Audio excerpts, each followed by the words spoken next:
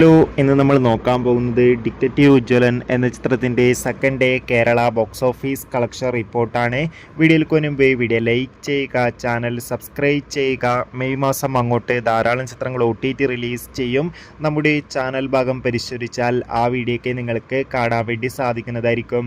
Dhyan Srinivas, Shiju Wilson എന്നൊക്കെ പ്രധാന കഥാപാത്രങ്ങളായിട്ട് ഇന്നലെ മെയ് 23 റിലീസിനെത്തിയ ചിത്രമായിരുന്നു ഡിറ്റക്റ്റീവ് ഉജ്ജ്വലൻ. ഏവരുമേറെ ആകാംക്ഷയുടെ ചിത്രത്തിൻ്റെ റിലീസിനായി കാത്തിരിക്കുകയായിരുന്നു. ചിത്രത്തിന് അത്യാവശ്യം മികച്ച പോസിറ്റീവ് റെസ്പോൺസ് തന്നെയാണ് ഇപ്പോഴും പുറത്തുകൊണ്ടിരിക്കുന്നത്.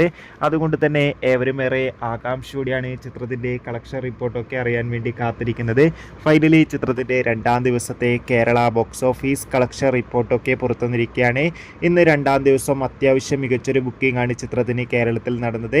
അതുകൊണ്ട് തന്നെ ഇന്ന് മാത്രം ചിത്രത്തിന് ഏകദേശം 1 കോടിക്കടുത്ത് വരെ കളക്ഷൻ നേടിയെടുക്കാൻ വേണ്ടി സാധിക്കുമെന്നാണ് ട്രാക്കിംഗ് റിപ്പോർട്ടുകൾ സൂചിപ്പിക്കുന്നത്.